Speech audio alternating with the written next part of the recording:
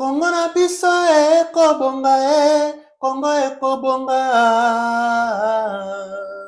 Kongo ekobonga Kongo ekobonga Kongo ekobonga. Bonjour, bonsoir, peuple congolais. Ça dépend de l'heure à laquelle vous nous suivez. C'est bien votre M. serviteur Thomas Didier Kapuka, apôtre de Jésus-Christ par excellence, évangéliste international. Nzamba ebe na neto ba mutedi bonza nkolo. Ata bangi mo ngata bakani ko sabiso mabe. Bakolonga te. Nzambe na biso azala zo sape zo mona batamuki botika tembe. Congo ekobonga. Nzamba zali. Bandeko mbote na bino. Bienvenue na chaîne na biso Didier Kapuka TV. Dans l'entrée des chaînes de Zosi Nabino, bo aimer, bo liker, bo s'abonner massivement, massivement na chaîne Nabiso Didier Kapuka TV pour bozo ba nouvelle kitoko to solo la mambi matali mboka na biso Congo. To pesa na makanisi, to pesa na ba idée ndenge ni to ko sala pona ko sunga mboka oyo ekende oboso pe ebonga na tina te peuple congolais a sepela pe a vivre na kimia na mboka na ye. Sans plus tarder bandeko tozo kota na sujet na biso to ko lelo. Torobela moi quelques sujets oyo ezali koleka na actualité na mboka na biso Congo. Toko aborder premièrement makambo ezoleka na niveau ya est kuna na Ituri na aéroport ya Bahagi kuna ndeko na biso mo congolais asaki reportage par rapport à dossier ezoleka kuna. Toko lobela yango pe toko lobela makambo etali 5 rencontre na mwana Fachi après qu'est-ce qui va se passer pe réaction ya cardinal Ambongo après rencontre wana. Et la troisième sujet d'émission ya Vital Kamerhe o eza koloboma par-ci par-là to développer toyeba ezali nini au juste.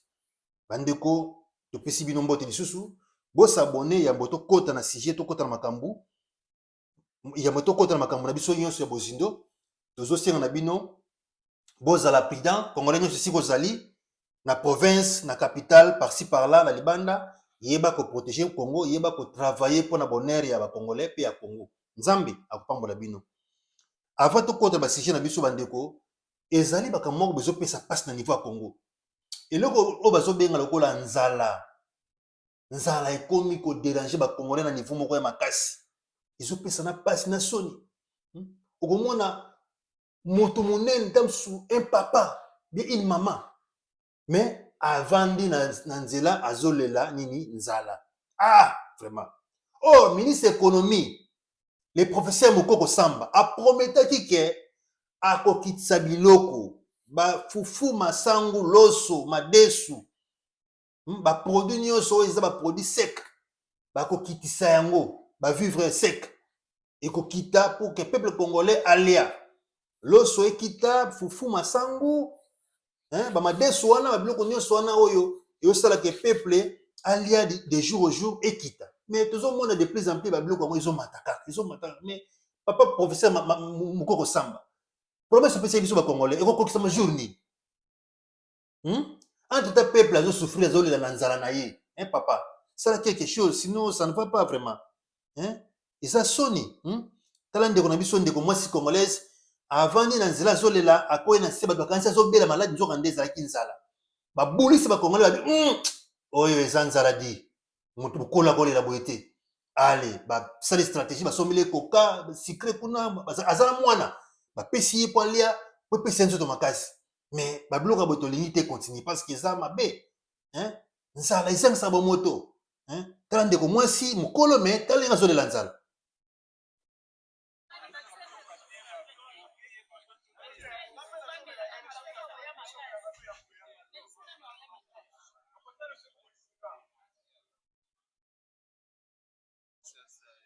Zamona yewana mama mukolo mama ya bana mais akoyi na nzela pona nini nzaleleki pe bandeko ya bolingo ba congolais oyo baza mitema malamu bazomesa ye koka na fantan na mwa gâteau po epesa mwa sourire azwa courage na mwana na ye batambola bakende kokontinue marche na bango. Tala ndenge ndeko alembi nzomona ndeko mwasi alembi donc vraiment tozosenga bakonza mboka boyete eza soni eza soni mpona mboka lokola Congo bato babanda kolela nzala vraiment eloko lokola nzala Congo tozala mabele kitoko oyo nzambe apesa biso so okende bakongo central wana bandundu par-ci par-là même l'équateur donc partout na Congo mabele ya Congo eza mabele moko ya kitoko eza na Kinshasa na bamboshi mwa ekuna soko oboyi kaka eloko boye eboti mbala moko oboyi kaka eloko boye 2 jours après ya pamba mosika eloko ebandi kobima alors mpona kosomba kosala bamasangu tout ça kolona babilanga bamadesu banguba bamasango po peuple alia bamanioko fufu manioko bandundu kuna baplace eza ebele bobongisaka banzela pour qui permettre biloko ya peuple alia azala na kimia tolela guerre tolela biso na nzala non yosimba te yango wana président Faci yebela bato nini okotia na gouvernement na yo oyeba nani aza nani aye kosala nini toboyi kaka bakombo professeur mais mosala eloko te tozomona kutu un jeune na niveau ya Congo central kono bazobenga na kombo ya Grace Bilolo gouverneur wana azo travailler dire mpona province na ye mais aza mwana moko ya mokie aza na ye professeur te d'ailleurs ko baza kominimize bazofinga ye mais tozomona mosala ezosalama soki bagouverneur baosala mwa mosala na baprovince na bango tozomona mpe kuna mama fifi masuka na niveau lwalaba kuna na lwalaba mama fifi masuka azosala mosala kitoko bagouverneur mwa quelques-uns bazose distingue na baposte na bango pourquoi pas baministre national professeur Mokoko Samba économie eza na maboko na yo oza professeur otangisaka théorie esko opesa biso pratique biloko ekita peuple alia tokoti na basujet na biso tokolobela makambo etali armée ougandaise désordre oyo baosala na niveau ya Congo ekomi koleka na trop bakomi kokipe baterre mosusu illégalement baaéroport mosusu illégal bakomi kotia lwa na bango na ndenge na bango tomonaki samedi loleki 21 juin 2025 le président de la République démocratique du Congo M. Félix Antoine Tshisekedi Tshilombo ayambaki le chef ya armée ougandaise M. Muhoozi oyo azali mwana ya Museveni basololaki à long et à large selon quelques sources balobi ke Faci asengaki ye babandela coopération mosusu ya sika mpona kotrake bato kobanda na Goma kuna na Bulagana ti na niveau ya babeni bamosusu babi te Faci ayebisaki ye ndeke akangisa basoda na ye apesi bango mwa ata moke po baluka moya kolibere Congo toyebi te qu'est-ce qui se passe réellement mais entre temps tozomona armée ougandaise na bakomi mosusu ya Congo baza kotia lwa na bango na ndenge na bango tozoyeba te estce baparti mosusu ya Congo bakabeli bango yango bien comment et puis pourquoi Faci azo koinsister toujours kocollaborer na armée ougandaise alors kayebi bien ke baza baini ya Congo bakolaboraka na Rwanda mwana Museveni ana alobaka clairement ouvertement que non Paul Kagame azali noko na ye donc akoko trahir noko na ye jamais pourquoi toujours armée congolaise boli kokangaka na bato wana est-ce que eza stratégie est-ce que ezali embrouillement ozombrye bacongolais mpo botika mabele ya Congo ekende est-ce que eza nini au juste tokoyebela yango lelo parce que tomoni ndeko na biso moko congolais akendaki kuna na niveau ya aéroport ya Bahagi asali interview na ye mais basoda ougandaise bazo koempêche ye akota te c'est triste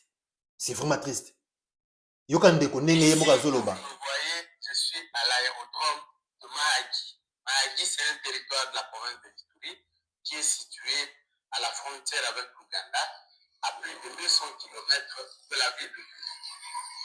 Alors, je suis venu ici, je voulais visiter l'aéroport, notre aéroport congolais de Mahagi. Qu'est-ce que je trouve? Je trouve l'armée ougandaise qui a encerclé cet aéroport. Et l'armée ougandaise, c'est elle qui contrôle tout mouvement, toute entrée, toute sortie dans l'aéroport. Je n'ai vu aucun militaire congolais, je n'ai vu que des militaires ougandais lourdement armés. Et qu'est-ce qu'ils nous disent? Ils nous disent, nous ne pouvons pas accéder. Un militaire ougandais me refuse l'accès, moi, congolais, dans mon propre pays. Monsieur le président Félix, est-ce que vous pouvez nous expliquer cette histoire, c'est quoi? Est-ce que vous avez vendu une partie de notre territoire aux Ougandais ou comment? Comment on peut nous expliquer que les militaires ougandais lourdement armés prennent le contrôle d'un aéroport en fonction? Je rappelle que cet aéroport fonctionne, des avions viennent de Bunia pour ici. Et c'est des Ougandais qui font la loi sur un aéroport congolais où je n'ai vu aucun militaire congolais. J'ai regardé, j'ai cherché, pas de militaires FARDC, c'est des militaires ougandais lourdement. Quelqu'un peut nous expliquer ça? Lorsque moi j'ai dit qu'il ne s'agit pas de coopération que nous faisons ici, qu'il s'agit d'une invasion ougandaise, malheureusement cautionnée par notre gouvernement, on ne m'écoute pas. Voilà les pauvres, monsieur le président. L'officier ougandais qui sont allés chercher. Parce que j'ai dit, moi, je dois accéder dans ça. Je dois entrer, caméra à l'appui, je vais y entrer. Ils ont dit, tu ne peux pas. Ils ont fait venir leur officier, je ne sais même pas il est de quel grade. Il m'a dit ceci. Monsieur, tu ne peux pas accéder ici. J'ai dit pourquoi? Parce que cet endroit, c'est un endroit militaire. Je lui ai dit, moi, je ne suis pas venu visiter un camp militaire, je suis venu visiter l'aéroport de Mahagi dans mon pays. Il me dit, c'est moi qui fais la loi ici. Mais je peux t'arrêter si tu continues à parler. Et même j'ai le pouvoir d'interdire même l'atterrissage d'un avion dans cet aéroport. Je dis, hein? Vous, Ougandais, vous avez le pouvoir d'interdire à un avion congolais d'accéder dans cet aéroport. Et qui vous a donné ce pouvoir-là? On s'est chamaillé, je suis rentré. Monsieur le Président, c'est terrible, ça fait la honte que dans notre propre pays, nous ne pouvons plus circuler parce qu'il y a des militaires ougandais qui, d'ailleurs, il faut les rappeler ici, que font ces Ougandais à Mahagi? À Mahagi, il n'y a pas de milice. Aucune milice à Mahagi. Il n'y a pas d'insécurité ici. Il n'y a rien qui justifie qu'on ait donné un aéroport de notre pays à des militaires ougandais. Il n'y a rien qui le justifie, monsieur le président. Je suis là. Je suis venu de Kinshasa, je suis ici à Mahagi. Et c'est ce que je vis. C'est que vous avez tout simplement vendu céder une partie de notre pays à des Ougandais. Et c'est une invasion qui est voilée sous une forme, on ne sait pas, de coopération. Je n'ai jamais vu une telle coopération, moi, depuis que j'existe. Je vous rappelle qu'au même moment où nous parlons, j'ai fait le territoire de Djougou, la milice CRP de Thomas Lubanga. Le Thomas Lubanga qui est hébergé par l'Ouganda, armé par l'Ouganda, nourri, logé par le gouvernement ougandais, est en train d'attaquer nos forces armées à Djougou. Plusieurs déplacés comme il y a plus qu'on en avait déjà à Djougou. C'est ça la coopération que vous parlez? C'est quel genre de coopération ça? Où vous laissez les Ougandais venir s'emparer de notre pays et au même moment, ils alimentent l'insécurité chez nous et vous nous dites qu'on est dans une coopération. Voilà. Monsieur le Président. Donc, bon, mon indeko congolais, aza très déçu comme on a armée ougandaise, basta ko loi na niveau Congo, et basta ko sala makambo na ninga bango ko kanga ba congolais, ko sala makambo ebele ko interdit ba congolais ba kota na mboka na bango moko. Ezali inacceptable. To singa na président Fachi ayebela abongisa point wana armée ougandaise bazonga mboka na bango, batika ba congolais basala musala. Tebite FRDC so existera bien exista sousti. Pour toujours l'armée étrangère bazo occuper Congo par-ci par-là. Donc FRDC toye ba position na bango, sinon eza penza elo moins malamu te. Alors, to côté deuxième sujet na biso, to moni depuis samedi au eleki le 21 janvier 2025, président Tshisekedi ayambaki bande kwa 5 ayambaki bande kwa 5 basololaki par rapport ya musala o basalaki musala makasi ya koyoka ba congolais consultation ba consulter ba opposants ba kelaki voir même plus loin na niveau ya Rwanda kokutana Paul Kagame kosolola bake na Europe kuna bakutana ba opposants Amérique pas basali presque tout le monde bazonga ki fallait président Fachi ayamba bango basolola ba pesa compte rendu ya makambo bakendelaki mais isalaki mwa mikolo banda bayaki kosenga bademande eumelaki baproche ya Fachi bazali kolinga te parce que bazali koboya démarche wana mpona bango bazomona ke la Senko bazali pour Joseph Kabila, Kagame na Katumbi. Donc bazali kotravailler mpona mboka te yango bazali korefuser bango. Mais malgré cela Fayulu alekaki kokutana Fachi asengaki ye s'il vous plaît yamba bango. Même si okondima makambo na bango bi ondima te mais du moins yamba bango bosolola oyoka bango. Le président par amour ayambaki bango samedi oyo tikoleka le 21 juin 2025 basololaki à long et à large. Mais na basolola bango selon les informations tozwi baza kosenga président Tshisekedi aluka kosala un dialogue inclusif oyo kosangisa baacteur politique ya makasi nyonso ya Congo bazala wana entre autres Joseph Kabila Kabange, Moïse Katumbi et puis na Corneille Nanga oyo aza na niveau ya rébellion na Goma basangisa bato nyonso wana na bato mosusu baza libanda ba Frank Diongo baya bango nyonso bakota basolola mpona koluka kimia ya mboka na kati na yango après banégociation wana baproposaki na Faci asala gouvernement d'union nationale na kati na gouvernement d'union nationale wana atia ezala na format oyo ezalaki ya kala batia président na 4 vice-présidents. Alors na 4 vice-présidents baponaki Joseph Kabila batia ye vice-président chargé ya sécurité et défense ya mboka. Donc armée ya mboka bapesa yango Joseph Kabila selon proposition basango pe basengi na niveau économie na finance bapesa yango Moïse Katumbi. Bon oyo etikali wana bakilti bafonction publique baboye na bo tout ça bakabola ndambo bapesa yango epa ya Corneille Nanga ndambo mosusu bapesa yango Fayulu. Bon bato baza baproche ya Faci baboyi proposition wana batelemeli yango babi te ekosala mabongo te mpona bango bazomona kete Joseph Kabila azali mutu moko ya opesi sous confiance te selon bata Faci babi te na journée le 26 janvier 2025 ntango batakaki Goma ezalaki plan moko déjà préparé balukaki baanéantir Faci balukaki baassassiner Faci parce que na niveau ya OIA ezalaki déjà na bato bazalaki wana baspion bazalaki déjà wana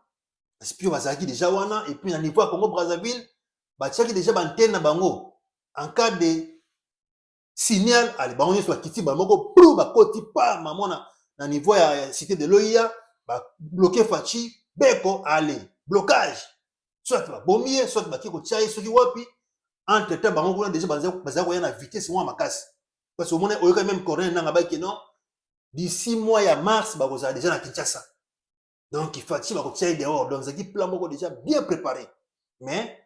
grâce ya Nzambe alalaka te lokola Faci pe azali mwana ya Nzambe aza na likambo oyo Nzambe apesi ye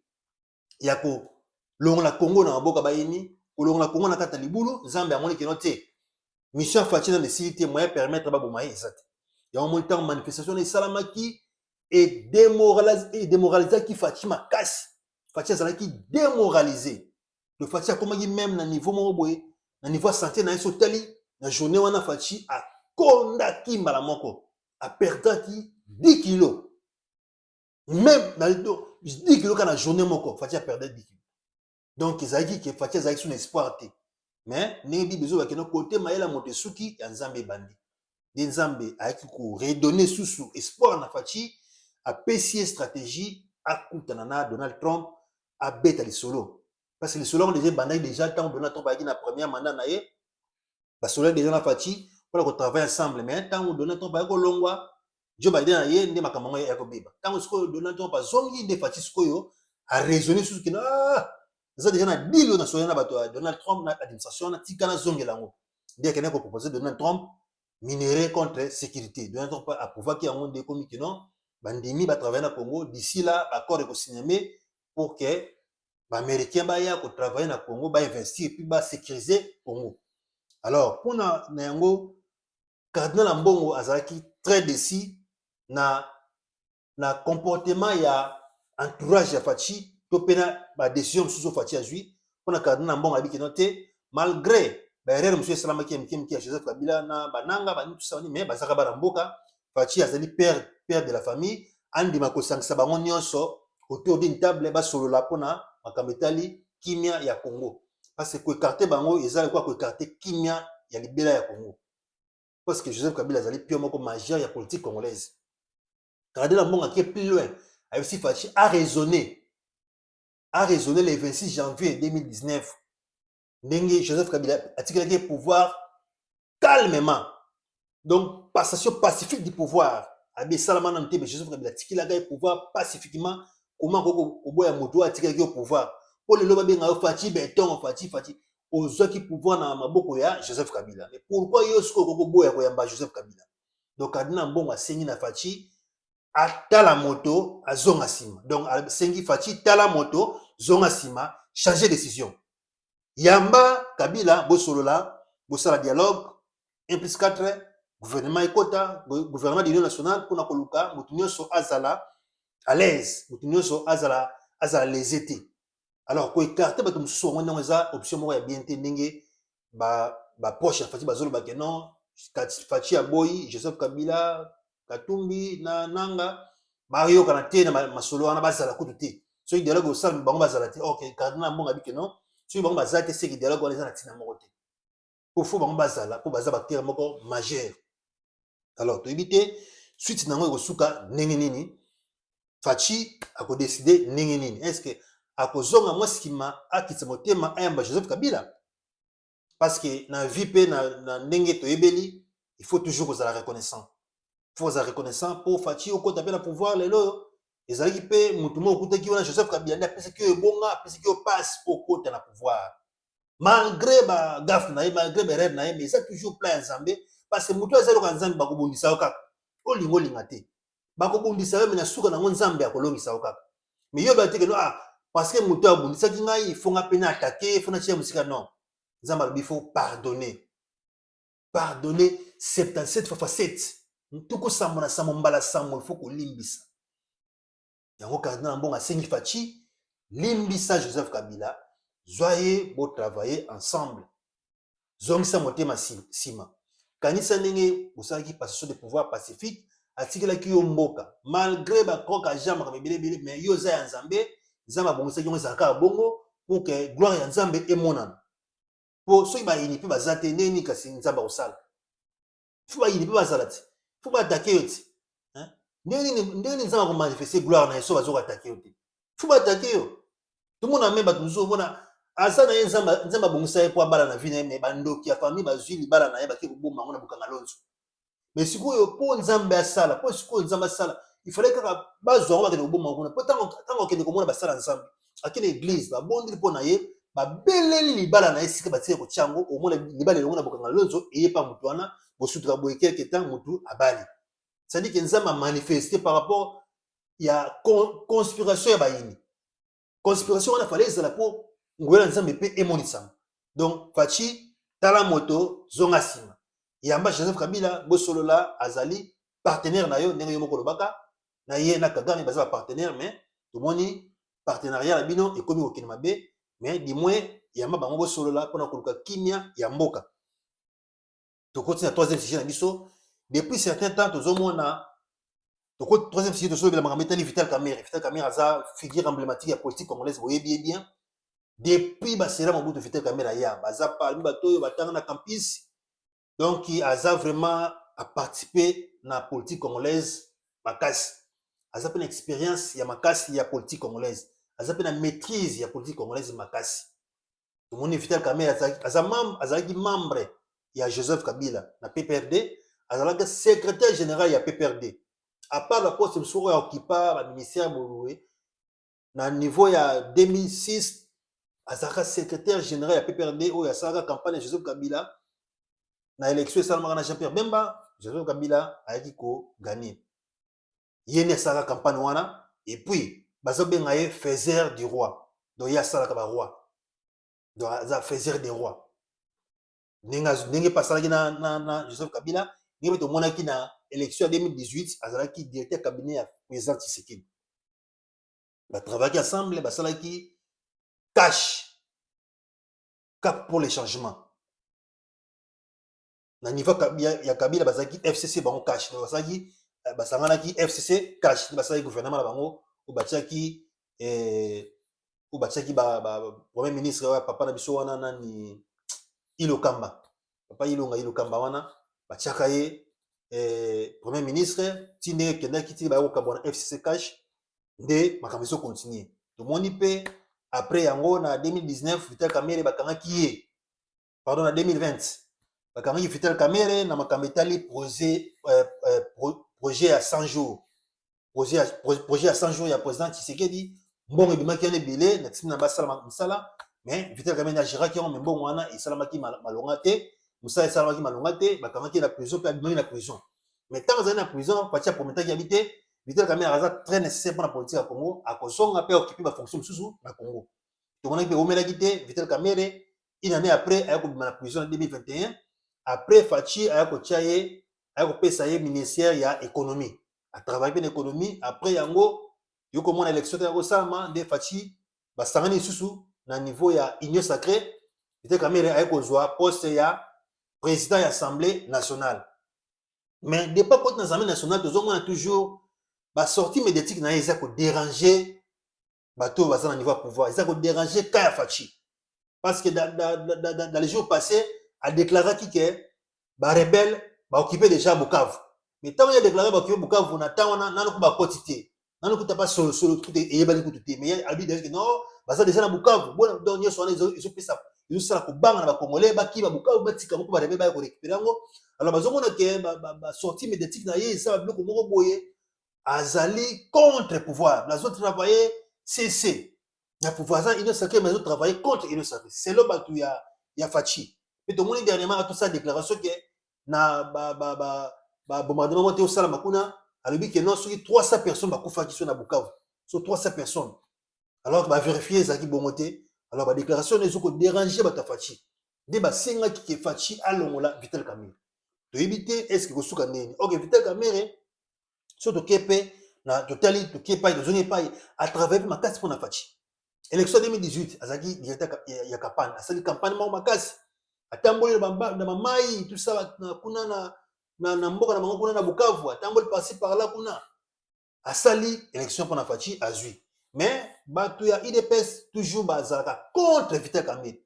bango aussi a toujours Fachi akabwana na Vital Kamerhe discours to moni et comme vraiment accentué dossier yango et comme ko passer par là que non Fachi a séqué na Vital Kamerhe a démissionné to éviter est-ce que ils a réellement pourquoi Fachi ou bien ils ont bazo créer ngo pour bakabola bango to éviter ce qui Vital Kamerhe a longwe bien démissionné est-ce que azaka na union sacrée bien akotika union sacrée alors sort ya union sacrée kozala ndenge nini bakosuka wapi tangwana tosenga na Fachi baye banyenga kobongisa makambo na bango pe tosenga na Vital Kamerhe atika ba déclaration inutile parce que même ba congolais pe baza ibele baza contre ye pour la arrestation ya